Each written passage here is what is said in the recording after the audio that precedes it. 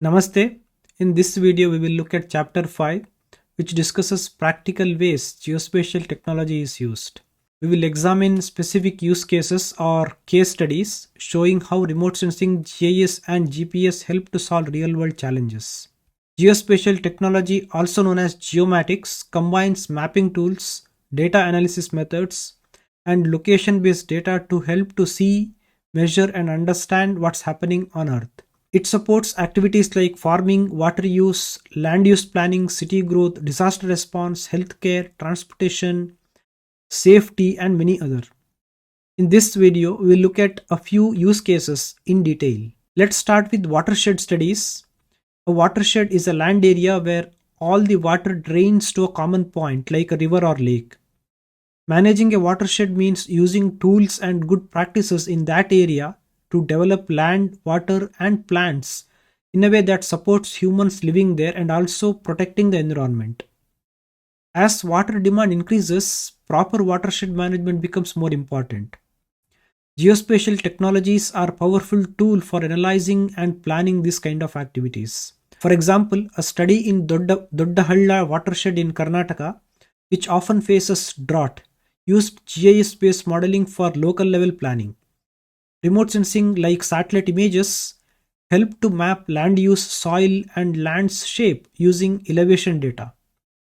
GIS combines this with other data like rainfall, population, and economical parameters. It can model how much water runs off and how much soil erosion happens in different parts of the watershed. This helps to identify micro watersheds that need urgent attention due to erosion or water storage or local needs.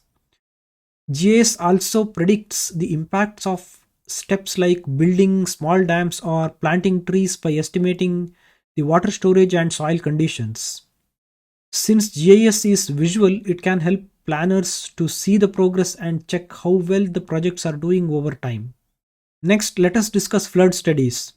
Floods are one of the most common and destructive natural disasters worldwide, and India also faces significant flood risks. Flood hazard mapping is a key tool for managing floods and planning land use in those areas that are prone to flooding. This involves creating maps that are clearly show which areas are at risk, often showing different levels of danger like low, medium, or high. These maps help officials or planners and public in understanding the risks and decide on actions like building flood walls or planning evacuation routes. Remote sensing is very useful here.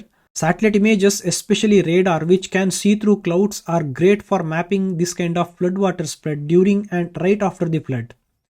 Comparing images from before and during the flood clearly shows the affected areas. GIS is used to bring together various pieces of information that contribute to flood danger in these kind of scenarios. A study of Kosi River Basin in North Bihar, a region often hit by severe floods, used GIS to combine different types of data like elevation, satellite-based land cover maps, river maps, existing flood maps, and population details. They applied GIS methods that assigns different weights for each of these factors depending on how much it adds to a flood risk. These weighted layers often combined to make different flood index maps showing which areas face more or less danger. These maps offer a clear visual tool to not only locate flood prone areas but also understand key reasons behind these kind of risks. This helps in short term actions like planning escape routes or placing relief materials, long term plans such as setting construction rules in risky zones or building flood defenses. Using remote sensing and GIS makes this faster, often cheaper than field surveys and easier to update regularly. Now let us look at health issues. Geospatial technology is being used more and more in public health to understand where disease occur, identify reasons for the risk, and plan health programs. GIS lets health experts to map disease outbreaks, see how they spread, and look for connections with their things like environmental conditions, income levels, and how close people are to hospitals. A study on dengue fever in Jalore, Rajasthan examined this process. Dengue is spread by mosquitoes. The study aimed to map dengue risk based on social and cultural factors. Researchers gathered information from households with and without dengue cases, asking about housing and water storage habits, cleaning practices, mosquito protection, waste disposal, and several other factors. Statistical analysis found which factors were strongly linked to getting dengue. GIS then used to map the locations of affected and unaffected houses. Importantly, GIS was used for spatial modeling, combining the locations with identified risk factors. This allowed them to create spatial risk maps showing different areas in Jalore classified by their dengue risk level, from very low to very high. This type of map helps health officials to focus their efforts basically, like mosquito control or awareness campaigns, on the areas and most people at risk, making better use of limited resources. Now we will consider utility studies. Companies that manage services like electricity, water, gas, and telephones deal with large, complicated networks spread over wide areas in cities. In the past, managing the maps and records for these networks meant drawing in hand on paper maps. This took a lot of time, so could lead to mistakes and also hard to update and share this kind of maps. And they were also wore out in several times. Geospatial technology provides a much better way to do these kind of tasks. Using GIS, maps of the networks showing different things like substations, transformers, cables, and poles, along with underlying base map of the area, where can be completely digitized. Remote sensing like high resolution satellite images can update these maps very accurately. GPS can capture the exact location of equipment in the field. Within GIS, the whole network is stored as connected points and lines linked to detail. This digital system makes it easy to update records, search for information like finding a specific transformers or measuring cable lengths, planning network expansions, and quickly create various types of maps and reports. Connecting GIS with other systems like outage management or customer billing makes things even more efficient. Let's now examine security and defense studies. Geospatial technology is crucial for modern policing and defense work. GIS combined with GPS provides tools for mapping crime locations, deciding where to place resources, dispatching help during emergencies, and understanding overall situation. One example is the dial 100 or 103 distress call management system used by police in several states in India. When someone calls for helps, the operator records the details, and if the call is from landline phone, the location might show up automatically on a GIS map. At the same time, the system tracks the real-time location of police control cars using GPS units inside them, a system called Automatic Vehicle Location or AVL.